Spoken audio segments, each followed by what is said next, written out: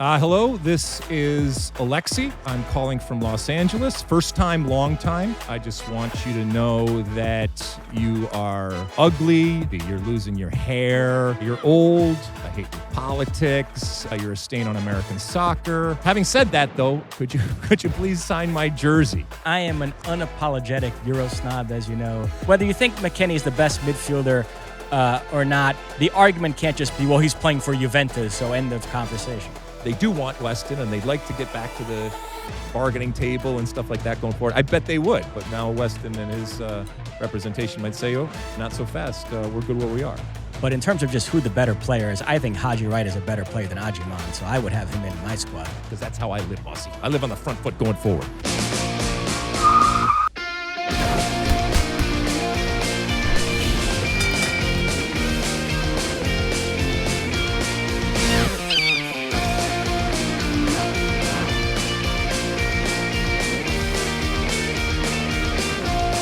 Hello, Sunshine. I'm Alexi Lalas, and welcome to the State of the Union podcast, where we look at the beautiful game on and off the field through the lens of red, white, and blue-colored glasses. This show, we'll be talking World Cup starting 11 and roster predictions. What formation does the U.S. men's national team play? Weston stands, weekend preview, the stringer, why aren't we better? World Cup fan fests, the hotline, and so much more. But first, joining us all is my friend, my colleague, my guiding light, David Mossy, a soccer savant and a Fox Soccer researcher and writer extraordinaire. Mossy, how you doing on this? What are we looking at here? Wednesday, January 14th in the year 2026. I'm doing well. Show number 2 in our new studio. Still no bobbleheads.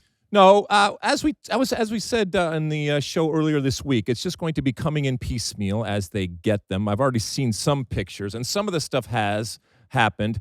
Behind you, the folks will see some of the stuff that we're talking about. We do have, some shelves here that we can work with. We might change some stuff out as we go along, and there's some other places that are going to happen. But you will see it. Sometimes we might point to it, and sometimes it'll just kind of appear magically.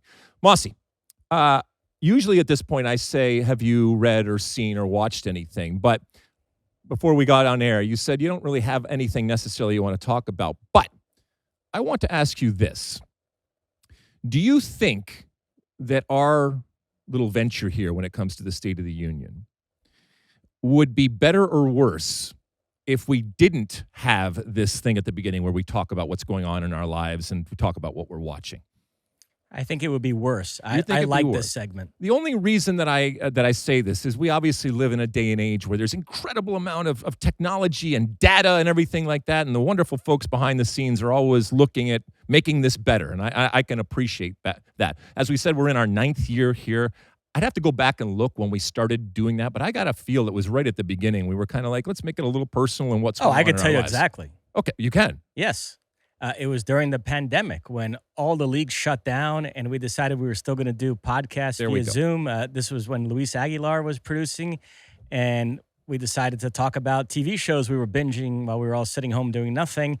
And then that became a fun segment that we kept even when we transitioned back to talking about soccer. Well, the only reason I bring this up is there is a school of thought that what we are doing right now hurts our numbers. Hurts our viewers, hurts our subscriptions, but more importantly, hurts what is the most important thing, which is time spent viewing or listening when it comes to a podcast here, in that people will fast forward this. So they won't even hear it if they don't want it. And so it's come to my attention. I want to make sure that we include everybody. And when I say everybody, not just the folks that put this together, but also the folks that make this show, which is the viewers and the listeners here. Tell us, do you think that this should go away? And when I say this moment where we talk about things that we are watching or reading. It's not going to go away today because I'm going to give you something that I am watching when it comes to over there. I think it's over there on Netflix. It's called The Stringer. And you might like this, Mossy. It's a 2025 documentary. And it's about the photograph, a legendary Pulitzer Prize-winning photograph from 1972 in Vietnam. It has a bunch of different names. At times, it's been called the Napalm Girl, and everybody will recognize it. Just an incredibly searing picture, but also a portrayal of what that was. All of that is to say is this documentary goes into who actually took that picture, and the person that has gotten credit over the years and kind of built a reputation on taking this incredible picture. In this documentary, they suggest that he may not have been the one and that there is somebody else. Now, I thought it would be more interesting than it was, because there's a part of me that it's like, why are we fighting for this? Now, if I had taken the picture and hadn't gotten that credit, I probably would feel aggrieved, but we're fighting over a picture that depicts this incredibly searing, horrible moment, and in a bigger picture, what the war was, and we're fighting about who gets credit for taking this picture. And so, as it went on, I found myself getting more and more disinterested in the whole point of the story, which was who did it. Like, from my perspective, like, who cares who took the picture? The picture that was there, and it told a story in and of itself. Should we light this candle, my friend? Let's do it. Well, let's get to it, right? Where should we start? Fox Soccer Insider Doug McIntyre, a recent guest on this pod, has been periodically putting out his projections for the U.S. World Cup squad and the starting lineup, and he just unveiled his first edition of 2026. In the article, Doug addressed some of the ambiguity regarding the formation. He pointed out that in November, the U.S. played a game in which everybody drew it up as a back three, but then Pochettino said afterwards it was a back four. Doug talked about how they've been changing within a game. It looks one way when they have the ball, a different way when they don't have the ball. So his larger message was, don't obsess so much over the formation. But he did build his starting lineup in a 4-2-3-1. He had Matt Freese in goal, Richards and Ream as the center backs, Alex Freeman and Jedi Robinson as the fullbacks, Tyler Adams and Tanner Tessmann sitting, Weston McKennie in a 10-ish role, Christian Pulisic on the left, Serginho Dest on the right, and Folarin Balogun up top. He had backup goalkeepers Matt Turner and Patrick Schulte, backup center backs Noah Kai Banks, Miles Robinson, and Mark McKenzie. He had Timmy Weah as the backup right back, Arfston backup left back, Sebastian Berhalter, Christian Roldan, backups in the central midfield. And then in those attacking midfield positions, Luna, Brendan Aronson, Gio Reyna, and Malik Tillman. And then Pepe and Ajiman as the backup center forward. Some of the notable omissions, Joe Scala, Yunus Musah, Johnny Cardoso, Haji Wright. What did you make of it? So first off, that you did that off the top of your head is insane, but I should be used to it at this point. You're incredible. Yeah, so I love Dougie, and I think we should be fair to him that this is what he thinks the lineup is going to be under Pochettino, not necessarily what he would want it to be. But he's playing both sides in that he's still also putting Noah Kai Banks in his roster. When it comes to his actual starting lineup, I'm okay, and I agree with a lot of the stuff that he has, and some of these I think are just in pen and to be expected. He did mention, as you did, if this team actually plays a back three or a back four. And yeah, look, lineups are best laid plans and their initial phases, and you have to be able to move and morph from whatever that lineup is. I think because he has players like Jedi Robinson and Serginho Dest that don't really play your traditional right back or left back, even in a back four type of situation, he can get away with saying, "Oh, we're fluid and we can go this way and that way." I actually think the lineup he picked could very easily toggle to a 3-4-2-1 if need be. It would mean Alex Freeman playing as the right center back, Dest and Jedi as the wing backs, Adams and Tessmann sitting, and then Pulisic and McKennie floating behind the center forward. That doesn't seem like a stretch to me, so he could have built the same 11 players a different way if he wanted. It would be interesting if we asked Dougie Mack what he would do, given the fact that he is, as we know, in Noah Kai Banks, along with our friend Stu Holden, absolute apologist and lover right now. I would think that he would have him in his starting lineup. He at least has him on his team here. I don't even think that's going to happen, but that's not here nor there.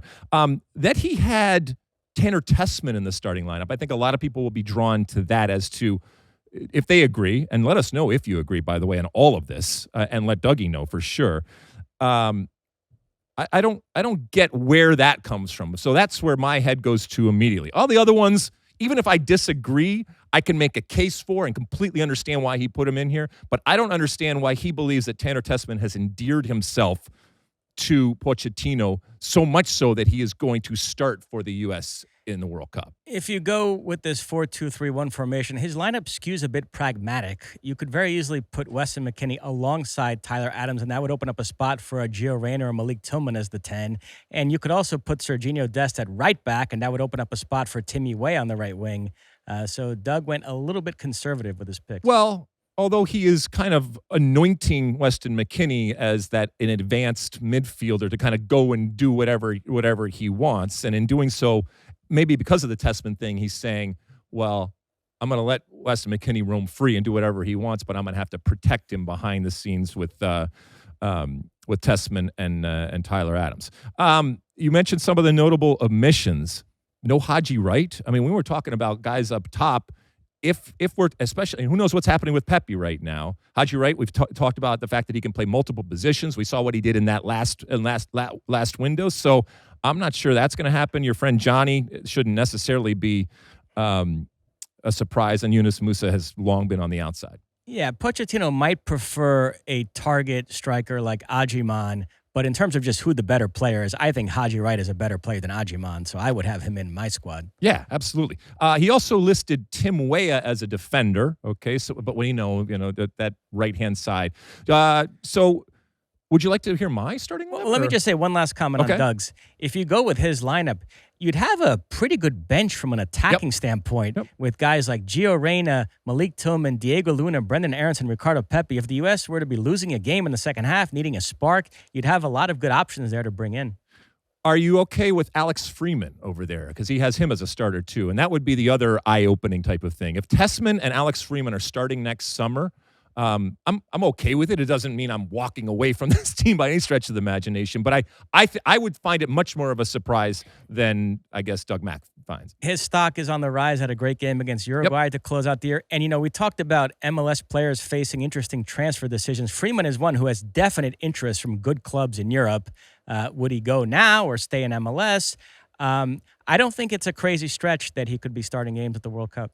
Listen, Doug knows this team and has followed this team, and I even when I disagree with him, I have an incredible amount of respect for the time he takes to put something like this together and the reasoning. And we'll get him back, and we'll scream and yell at him going forward. I would like to hear your 11. You would? Yes. Well, you're the one.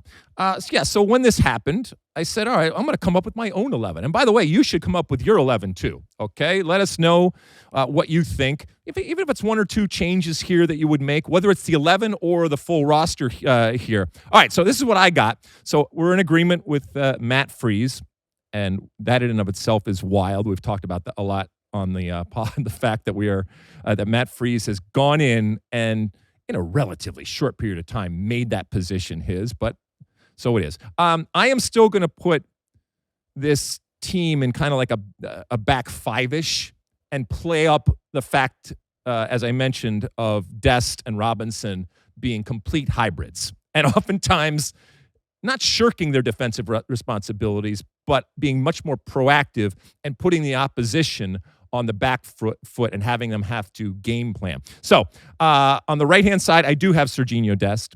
Then I have those three in the middle, true center backs, if you will. Miles Robinson. I'm putting Chris Richards in the middle. At times you've had Tim Ream in the middle, but I worry about that speed down the gut. We saw that in the last window. So I got Chris Richards in the middle, and I have Tim Ream next to him on the left-hand side, and then Jedi Robinson on that left-hand side. By the way, we should say congratulations to Chris Richards because he was just announced as the U.S. Soccer Player of the Year, which, according to them, means that there's two defenders that have won over the last 2 years because they consider Jedi Robinson a defender. But whatever, I won't quibble with that. But he's a center back. It's been a while since a center back has won. I think back in 2006. You won it, my friend. A long time ago. But 2006, I think, was the last time that a true center back won it. Oguchi Onyewu going forward. Okay, so then in my midfield, let's see.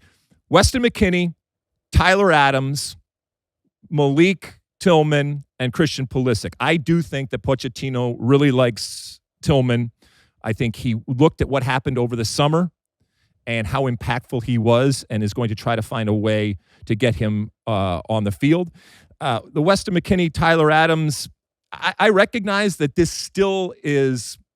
It could be suspect from a defensive standpoint in the midfield. So this is a much more attacking type of lineup, but that's what I'm going with because that's how I live, Mossy. I live on the front foot going forward.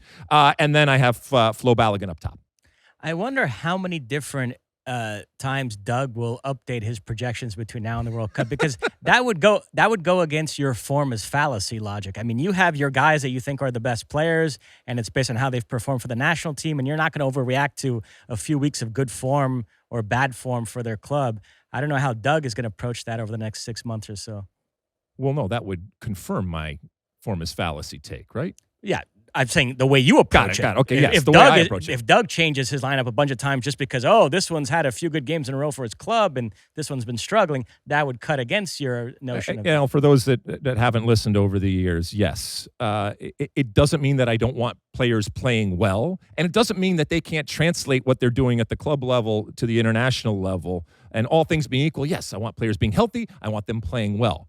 But sometimes something strange happens when you get on that plane and you arrive in that destination. In this case, I guess it would be Atlanta when they all start coming over for the World Cup.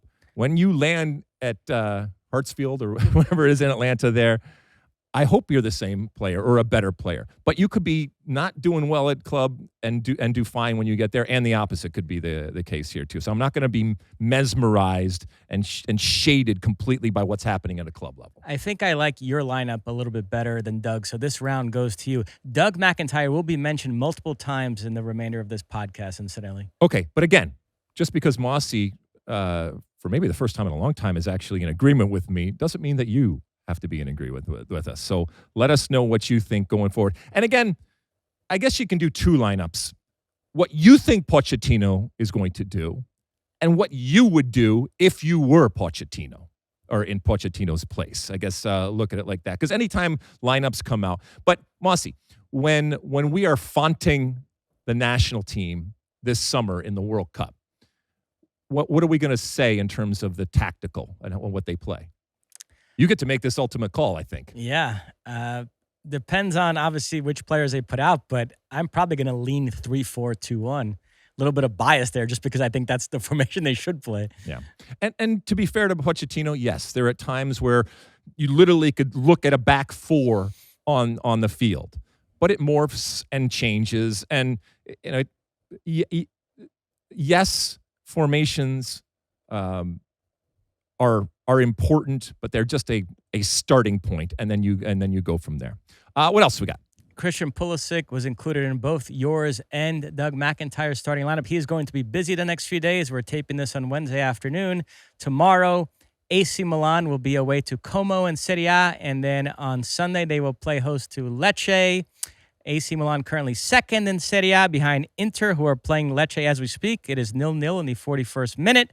The Como match is interesting. Como sixth in Serie A. They feature this young Argentine Nico Paz, who is a Real Madrid player, sold to Como, but Real Madrid have a buyback clause they're going to exercise, so he'll soon be back at Real Madrid.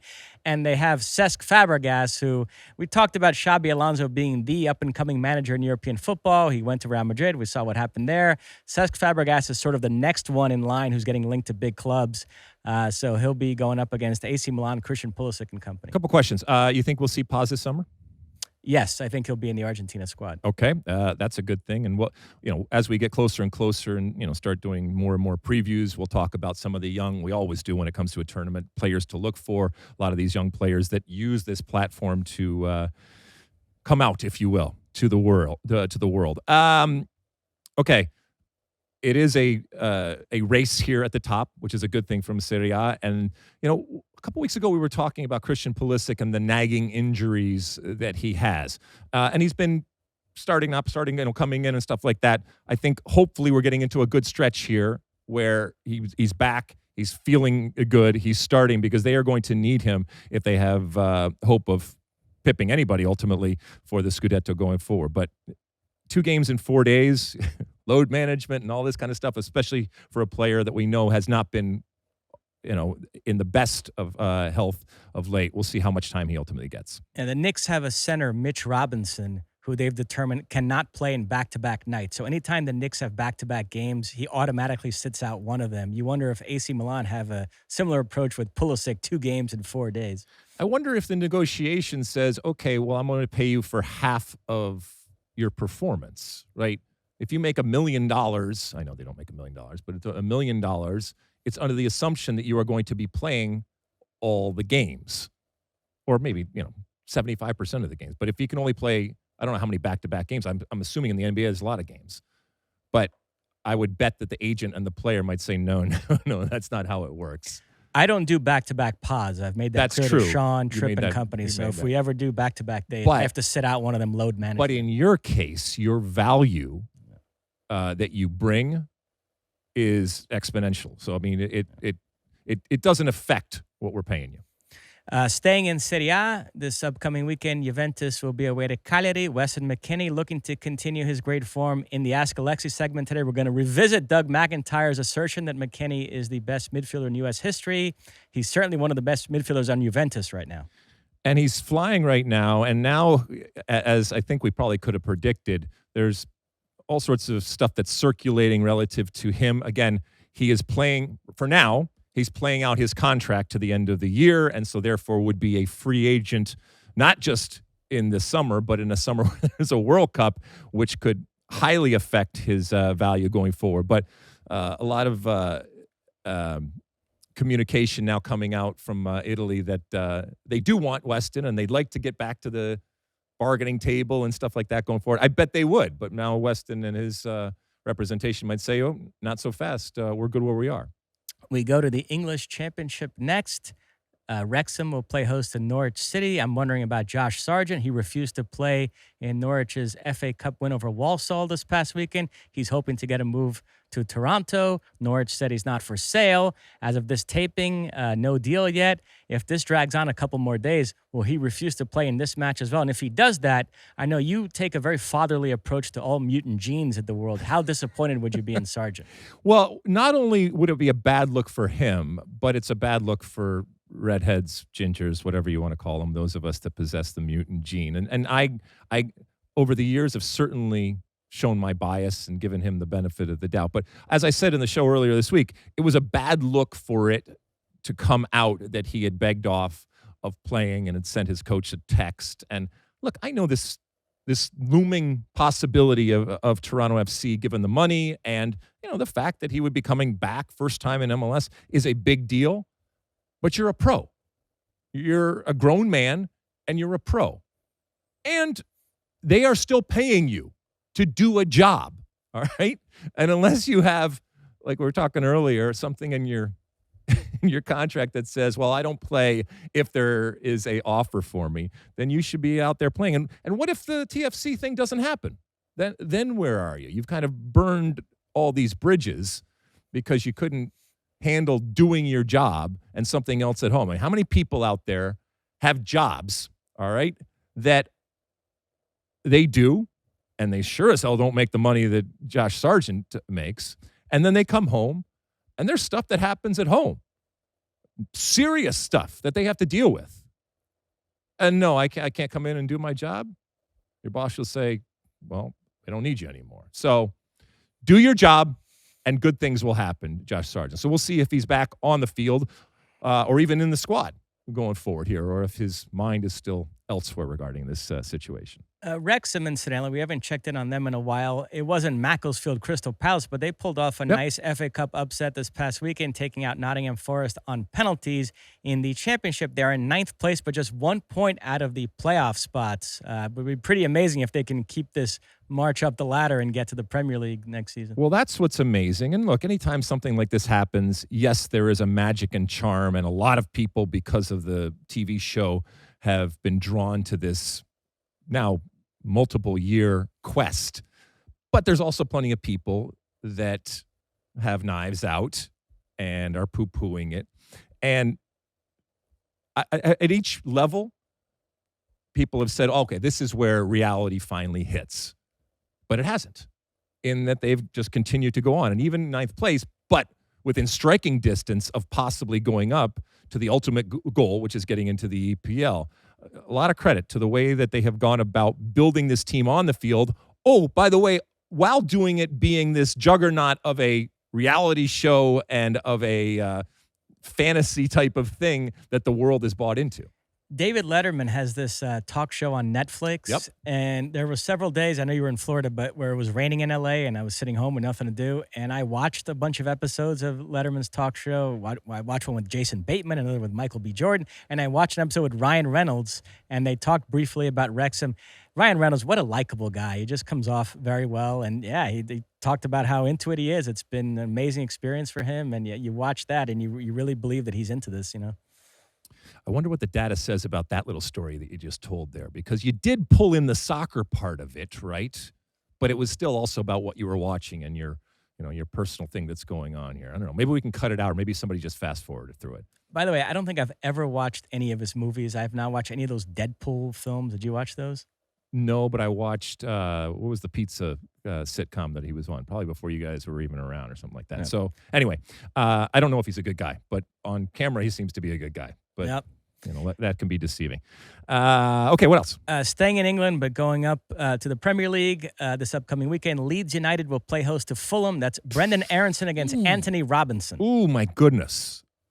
Ooh, all right. So what are we looking at? Fulham at 9th over there. My goodness. And Leeds down at 16th. But, they're both, well, certainly Fulham is plenty comfortable. And Leeds, who do you got? Well, who's hosting that one? Leeds.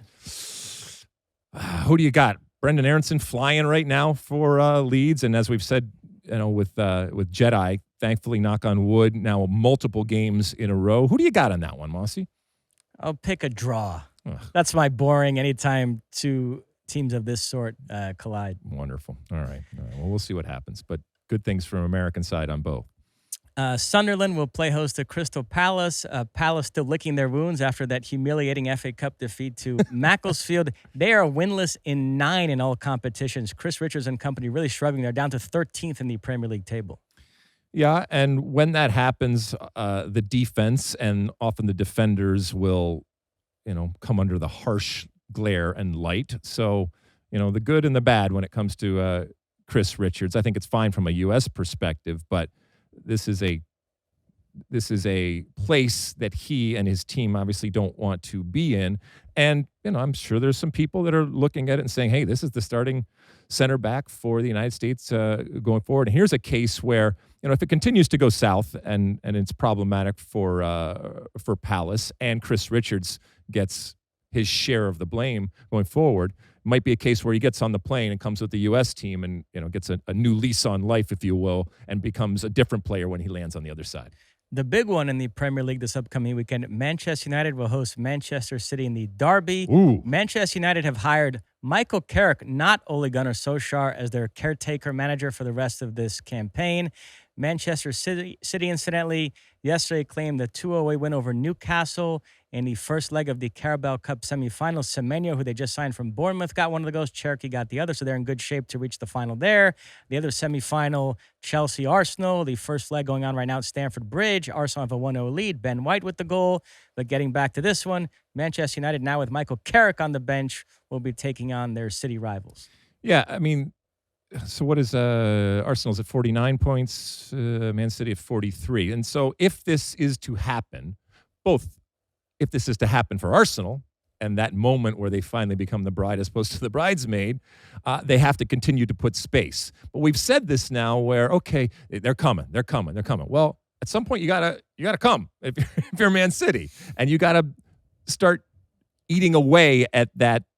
Now 6 points between the two teams here, and so these are some games where you can't be dropping points when I'm talking about Man City. If you're really going to make a run at them at the end here, otherwise, you're going to have Arsenal finally into the promised land. By the way, as long as I'm doing a little managerial roundup, yep.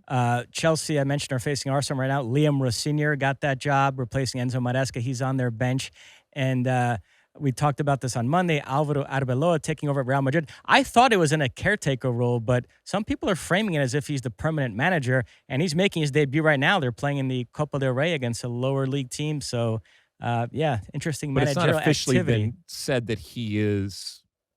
I mean, he's coaching, obviously, but I saw one report that had him signing a 1.5-year contract. So that would include next season as well. Wow. But that hasn't stopped all the rumors about Jurgen Klopp and people like that, because nobody thinks Arbeloa would be like a long-term But even solution. if he signed a 1.5-year contract, they're like, all right, they pay him off and they send him off. He goes to get to the next one in. All right, what else?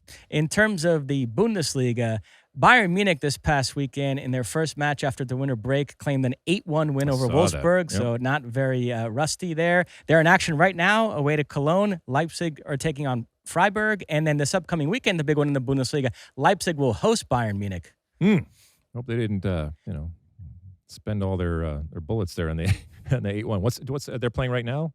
Yes, let me check those scores. A lot of games going on right now, so I'm constantly looking down at my phone. That's okay. Leipzig, Freiburg 0-0, Cologne, Bayern 1-1. Okay.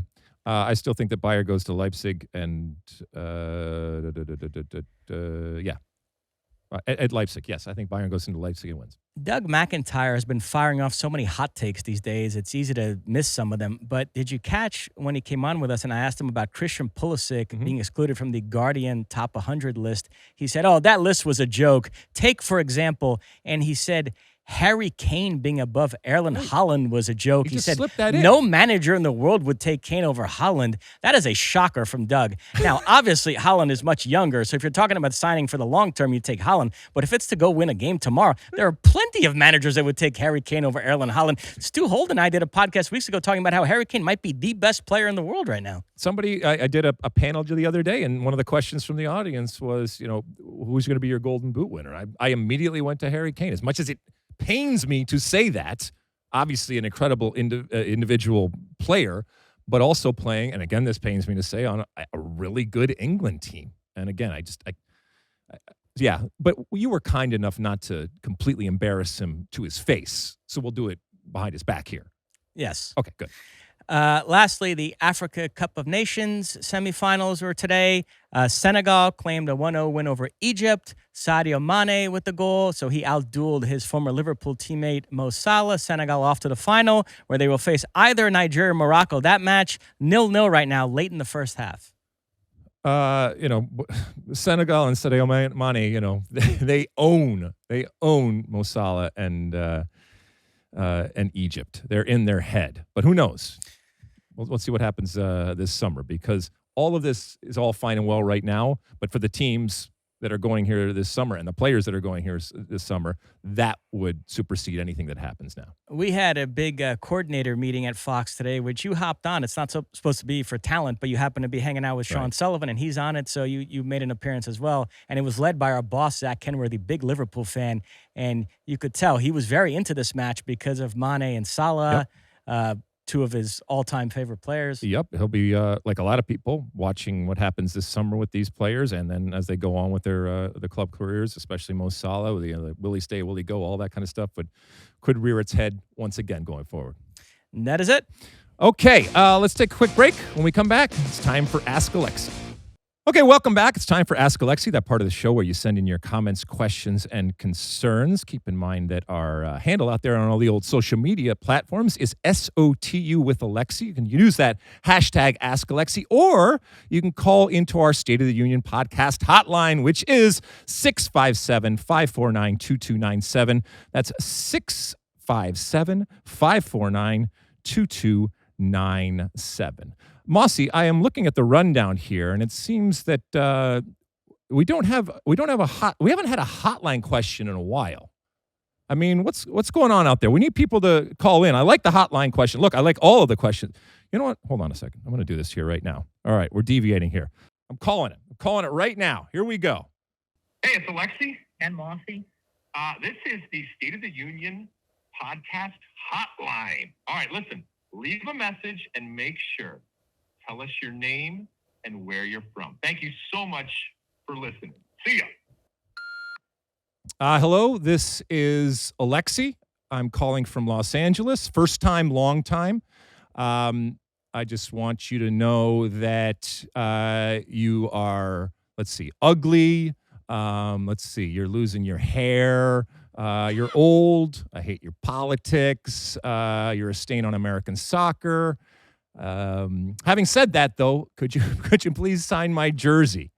I think it would look cool in my basement. Oh, and say hello to Mossy because he is awesome. See, Mossy, see how easy that is? Like that. So you can do that. Other people can do that, right? But we don't have any voicemail. Do you know why the calls have dried up? Why? Chase from Dallas must be in jail or something. Right. I mean, although he would use his one call to call us. Yes, he would, and we appreciate Chase and everybody that has called over the years and continue to call. And look, it ebbs and flows like anything else out there. But we do have some things out there from the old X machine, and I think the Instagram machine too, right? Correct. The first one is from Instagram. We're gonna call this person Arjan. There's a lot going on with that name. And this person said, we respect the old generation for their time. They held the flag high, but acting like 200 Juventus appearances plus multiple-time UCL goal scorer Weston McKennie is not the greatest American midfielder ever is delusional. West would have been given the 10 back in 1994. Wow. Okay. Let me lead off on that one.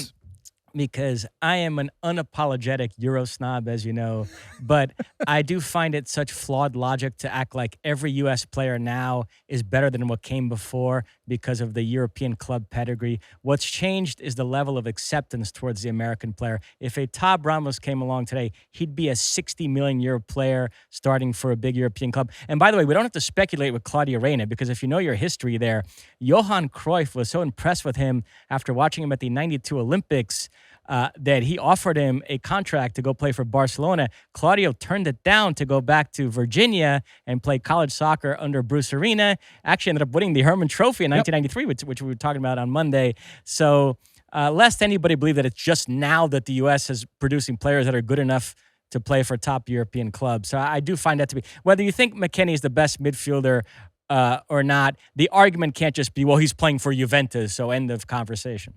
Well, the reason why it can be, you can make that argument, but why I don't think that that's a valid argument is because it's a completely different time. And I think if you're a good player, I think you would find a way to be good regardless of what era you came up in. But to your point, if guys like Tab Ramos, guys like John Harkes, guys like Eric Winalda, and look, these guys played in Europe, so it wasn't just about getting to Europe. But the pathways and the perception of players, and the earlier the pathways existed, I think that they would be looked at in a completely different way. I will just tell you and this I guess is grumpy old manning it, but from an old guy perspective, and this probably happens in all sorts of sports, as much as I love Weston McKennie, and I love Weston McKennie, I think he's a really, really good player. I think he's going to be really important for this team. By the way, you know who loves him even more? Brad Friedel, who coached him when he was younger. I was talking to him in St. Louis. He could not have enough great things to say about Weston McKennie. By the way, look in your feed later on this week because we will have interviews with Brad and John Harkes and others from the Missouri Athletic Club. But those players, that was a hard, where's Weston playing? And who's he playing over? Thomas Dooley? No. I mentioned John Harkes, Tab Ramos. No, he's not.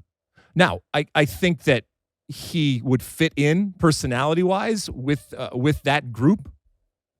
But to your point, he has benefited from a completely different type of upbringing when it comes to being an American soccer player. And it's good. Don't get me wrong. I love it. It makes me incredibly proud that he has had so many more pathways and so many more opportunities. But in doing so, I think it's disrespectful, and it doesn't negate the talent of people that came before that didn't have those opportunities. I'll just admit I'm more partial to technical playmaker types than I am a Weston McKennie type player. A guy who, because of injuries, didn't have the sort of career that merits including in this conversation, but I'll always have a soft spot for is John O'Brien. Yep. Remember how good he was? Yep. I mean, we can go back and we can look at a lot of them. So I get what you're saying, and I don't need your, what's his name, Arjan. I in my generation, I appreciate that you have respect for what we did. We don't need that. But in this conversation and in this debate, I'm just telling you what I saw and what I see now. And Weston McKennie, wonderful, wonderful player. I actually would love to have seen what he would have looked like had he come along. But if he's coming along in our generation, then he has to be subjected to the same realities that we were subjected to. And so those pathways and those opportunities, they don't come along. And therefore, he has to be, in your case, being a part of that starting 11 or part of that team without all of the advantages that he has had. Anyway, go ahead.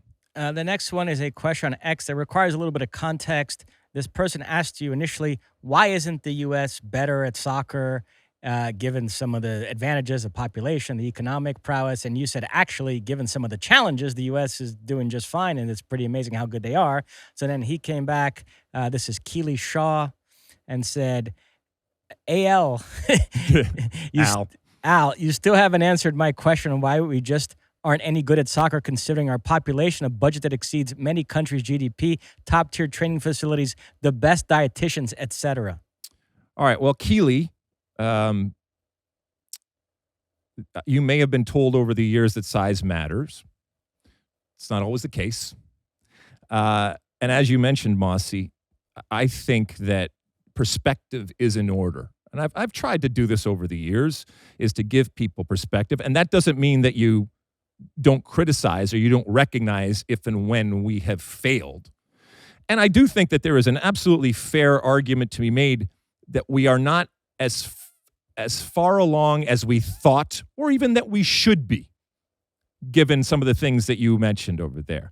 But also, I think you do have to take into account the unique aspects and the realities and, like you mentioned, Mossy, the challenges that the United States faces in a country where soccer isn't king, where we know historic traditional sports reign, where our population and our culture is massively diverse, and the challenges that bring, the geography and the little size of our country, as I mentioned before, at times can work against us. And yet it's amazing how good we are. We've talked about the women being the best for many, many years, but we did have a head start, and it's a little different when you compare it to the men. It's a lot different when you compare it to the men. But how far we've come in still a relatively short period of time, whether it's the U.S. team, whether it's the culture of soccer in the United States, whether it's leagues, men's and women's, or whether it's just general knowledge of the game, and how far we've come in a relatively short period of time. And so I guess maybe this is a situation where you're looking at the glass half empty, I'm looking at the glass half full. We're both kind of right, and at times I think we can both put ourselves in the shoes of the other and look at it like that. But again, just because you are a superpower, just because you have incredible GDP, just because you have these top-tier training facilities, and you mentioned, diet and medical and all these things. Yeah, we have all of those at our advantage. But for the reasons that I stated, and many, many more that I have over the years, the reality of the world in which we live in, the country in which we live in, makes it difficult to be what you want, which is why in a situation like soccer or other sports, a team like Croatia can do what they did.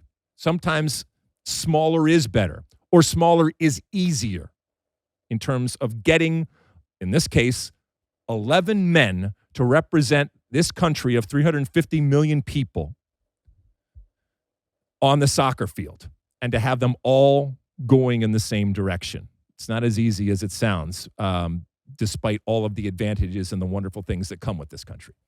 By the way, you posted on X about Brazil possibly winning the World Cup and tagged me on it. So my timeline for the last 24 hours has been inundated with random people's takes on Brazil. Well, there was a couple of takes, I will say, where they said they're holding off their opinion until they're not comfortable saying that Brazil could potentially win the World Cup this summer. Because, I mentioned with, Vinny's performance this weekend and, things kind of trending in a positive direction. They said they're not ready to say it until you're ready to say it. And for those that have listened over the last couple of years, you have been at times completely down on the team. I think you're a little more cautiously optimistic right now, but I don't think you're ready to say that Brazil is going to go and win the World Cup this summer. Chris and Krista posted as to whether Brazil can win the World Cup. Yes, to honor, and then he tagged at Statman Dave. That is not me. I am Statman Mossy. There is a Statman Dave out there. So that went to the wrong person. Oh, wow. I will say the most thoughtful answer, even though it's negative, was from a guy, Avery Gorin. He said, I seriously doubt it. They have major issues in key areas. No consistent option at striker. Parentheses, coaches prior to Ancelotti tried wingers in false nine. Their fullbacks are the worst Brazil has ever had. In the midfield lacks a world-class 10 without Neymar. Very uninspiring team. Yep. He ain't wrong. He ain't wrong. But I think I'm more bullish about your team than you and many Brazilian fans are. So I see the glass again half full when it comes to this Brazil team. All right. Anything else? That's it. All right. Let's take another quick break. We come back. It's the end of our show, and I'll give you my one for the road. Okay, welcome back. It's the end of our show, and at the end of each and every show, I give you my one for the road. Mossy, I was asked a question a couple days ago about this coming summer. Not necessarily about anything that's happening on the field, but off the field when it comes to fan fests. And we both know, having worked at many a World Cup, that the fan fest experience are, I think, an essential part of a World Cup. And they are obviously gathering areas for watching the actual games, but also for concerts and, interaction and, like I said, music and dancing and food. And they become almost like, cities and communities within the World Cup when you either can't get into the stadium because you don't have a ticket or games aren't going on. And they're really fun if you get a chance to go. Now, they become much more organized, and, FIFA runs the official fan fest.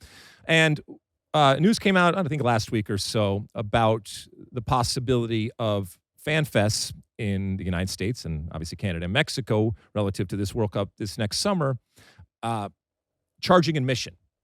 Because in the past, they have been free to get in. Oftentimes you've needed a credential and stuff, but free to get into these festivals. And, I started to think about it, and I actually made some calls around to some different people that I know in different cities. And it is the fact that there are certain cities where they are going to charge, a quote unquote nominal fee, whatever that ends up being. And there are some that are going to be free. Now, when we say free, it's free entry, free admission.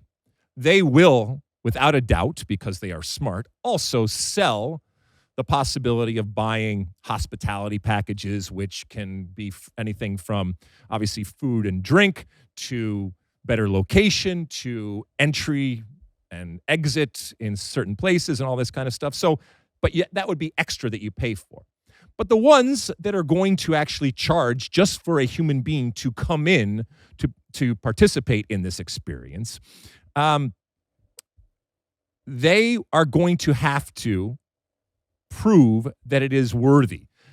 They have to provide value. And I guess because they're charging now, additional value than what has happened in the past.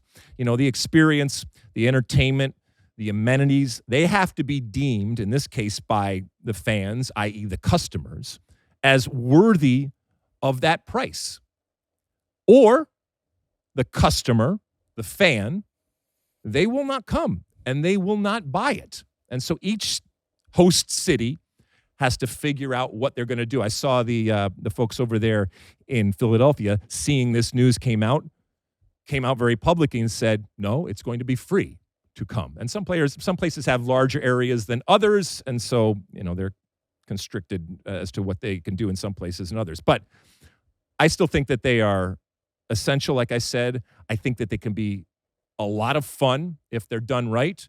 But if you're charging people like anything else, they're going to make a different type of assessment as opposed to something that is being free. Sometimes people prefer to have a charge be applied because this confers a higher level of, like I said, experience, safety, whatever it ends up being going on here. But these fan fests are going to be rocking. I think these fan fests are going to be places where people congregate and not just celebrate the game, but celebrate whatever city that they're in. And obviously, again, those of the 11 host cities that are in the United States celebrating the 250th birthday of the United States. Mussie, anything before we go? Before we started taping, producer Tripp was mocking some of these complaints, given that it's only $12 they're going to charge. He needs to realize not everybody makes that State of the Union producer salary. That's true. That is true. But, you're a man of the people, and you recognize you might even buy some entrance fees for some folks when it comes to next summer. Can I slip in a quick food of course. topic? I recently finally went to the famous Langer's Deli in downtown LA. Have you heard of this place? I've heard it, yes. It was phenomenal. Their pastrami sandwich really is terrific. However, I got mine with no coleslaw. And this became hugely controversial. I was with a group of guys that were incredulous that I didn't want coleslaw on my sandwich. They were mocking me the rest of the day about On it. the sandwich or as a side? I think on the sandwich. Yeah. I mean, are you a coleslaw guy? I'm not a coleslaw guy per se in that I will rarely order it on the side. I like it. But having had sandwiches with coleslaw on it, I am absolutely on board with that. So if there was the opportunity to have it on, in this case, it was pastrami on rye or whatever. Was that what it was? Yeah, you should definitely have done that. Yep. Wow. And maybe, yeah, I think so. Listen, before we go here, you know what's got me buzzing today? Ooh. The sponsor of today's episode, SeatGeek. You know him, you love him, because if you're like me and you're already circling the match you have to see next summer, oh yeah, SeatGeek has you covered with over 35 million downloads. SeatGeek is the #1 rated ticketing app. There are more than 70,000 events listed on SeatGeek, and I just used one the other day for some concert tickets. It's easy, it's intuitive, and it actually helps you find good seats. Each ticket is rated on a scale from 1 to 10, so you know you're getting a good deal. And every ticket is backed by the buyer guarantee, so you buy with confidence. Plus, we have a special discount for State of the Union listeners. You get $30 off any World Cup tickets when you spend $200. Just use code SOTU. It works for new and existing users. Hit the link in the show description so the code gets auto-applied. Seriously, you make sure you hit that link in the description so the code is automatically added to your account and you can use it later. That's $30 off any World Cup tickets after you spend $200 with promo code SOTU. Thank you, SeatGeek. Thank you, David Mossy. Thank you and you for everything that you do, and downloading and reviewing and subscribing and rating and, double fisting over there on all the old, social media platforms, and subscribing over there on the old YouTube channel and that kind of stuff, up and down, left and right. And as I said plenty of times today, let us know what you think. Let us know what you think about the format. Let us know if you like us talking about what we're watching or eating or seeing at the beginning of the show, or if you just fast forward through it. Let us know if you agree with Dougie Mack when it comes to his best 11 or his roster, or if you agree with my roster, or you disagree. Just let us know. Participate. Call that hotline, or send in your questions on the old social media platforms. Continue doing what you're doing, but let's do it at a whole nother level. Let's drive this train down the tracks 100 miles an hour to the best thing in the world, which is a World Cup. Actually, you know what's better? A home World Cup. And we got that too coming down the pipe. Talk to you later on, next week, I guess it will be. I'm on the road again, but I will talk to you from wherever it is I am. And until then, and as always, my friends, size the day.